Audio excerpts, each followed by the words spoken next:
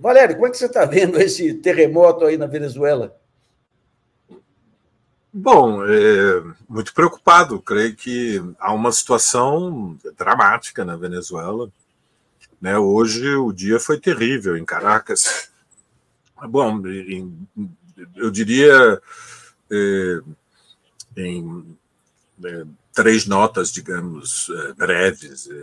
Bom, em primeiro lugar, eu tenho pleno acordo com o que o Paulo acabou de dizer, ou seja, é impossível compreender o processo na Venezuela sem entender que a Venezuela é um país que tem o privilégio e a maldição do petróleo.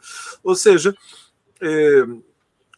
a Venezuela se beneficiou durante o pós-guerra, até os anos 80, pelo lugar que tinha na produção mundial do petróleo e pelas reservas comprovadas. Mas era um país com uma acumulação capitalista muito pequena e, portanto, dependeu essencialmente de investimentos internacionais para iniciar a exploração destas reservas. E durante esse período, a Venezuela viveu uma situação que, em grande medida, é definida pelos estudiosos da economia como você como a doença holandesa, ou seja, ela se especializou na produção do petróleo, surgiu uma burguesia compradora.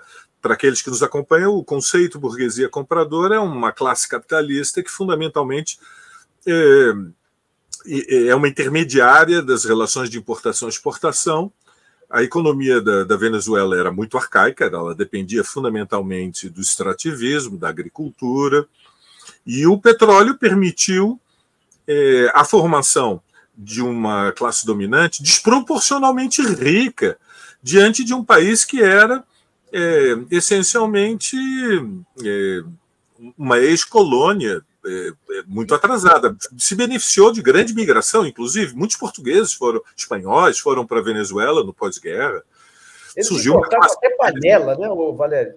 Eles importavam tudo, Luiz, inclusive alimentos, né? Que é mais impressionante ainda, alimentos, ou seja, a proteína, os grãos.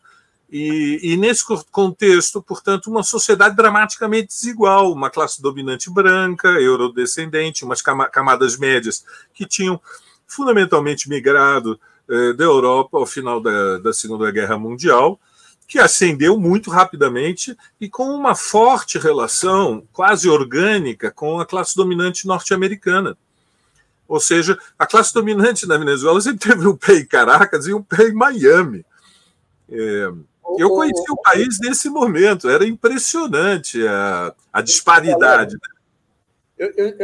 Eu estive lá em 94, pela Bandeirantes, para fazer uma reportagem lá, porque deu uma crise bancária manipulada pelos grandes bancos privados lá, que derrubou o PIB em 5%, 6%. E o interessante, eu entrevistei várias pessoas, tinha um ministro do planejamento, até que parecia um cara um pouco mais sério, assim, e precisava de ter uma externa. E daí a equipe que foi comigo falou, olha, tem um militar aí que é tido meio louco aí, que fica fazendo... É o único que faz discursos aí. Eu não fui. Era o Chaves. Era o Chaves. Mas a elite venezuelana talvez não tenha paralelo aqui na América Latina, ou que a América Latina capricha, hein? Mas não tem paralelo tão ruim, né? E esta etapa, que foi de relativa prosperidade, ela terminou com o Caracasso em 89. A maioria dos brasileiros não sabe. Na Venezuela, em 89, logo após a eleição, houve uma alternância durante décadas da Ação Democrática e do COPEI, dois partidos que se alternavam no poder. Carlos Andrés Pérez foi eleito e houve uma explosão de fúria popular, porque nos anos 80 o impacto do ajuste que foi feito nos Estados Unidos durante os anos Reagan transformou a dívida externa da Venezuela numa dívida impagável. E houve uma explosão de protesto popular que foi reprimida de uma forma draconiana, impiedosa, brutal. Nós estamos falando de milhares de mortos. Milhares de mortos. Algo assim que não tinha medida.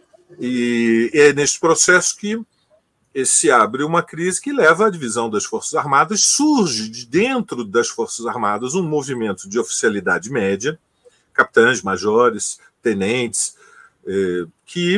cuja expressão mais elevada foi Chaves.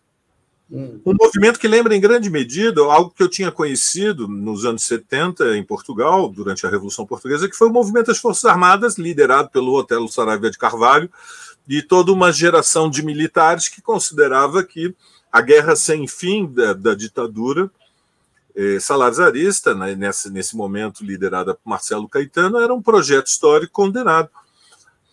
Bom, o que aconteceu foi que Chaves tentou uma insurreição militar, uma rebelião militar, foi preso, assumiu individualmente toda a responsabilidade, que é um processo com poucos precedentes, e em 98, 5 anos depois, ele saiu da prisão para ser eleito presidente da República. Este processo da eleição Chaves levou a uma constituição em 99, e em 2002 a um golpe de Estado, apoiado por Washington, e Chaves foi preso, mas, de novo, uma rebelião, uma semi-insurreição popular cercou o Palácio de Miraflores e o país teve ali o momento da vertigem da Guerra Civil. O golpe foi derrotado. As Forças Armadas se dividiram novamente e se abre uma etapa de radicalização política na qual aconteceu algo realmente extraordinário na América Latina, que foi o surgimento de um governo independente que nacionalizou a PDVSA, que é a Petrobras local, e algumas outras grandes empresas siderúrgicas, alumínio, e iniciou um processo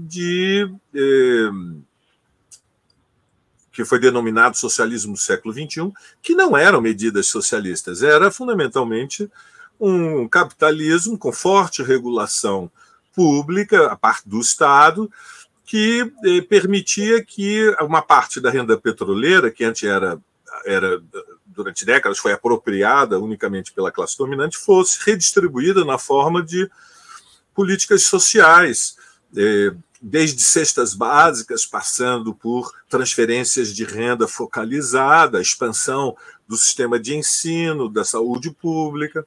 Isto, evidentemente, levou, como o Paulo disse, a um choque do governo Chaves com o domínio norte-americano sobre a América Latina,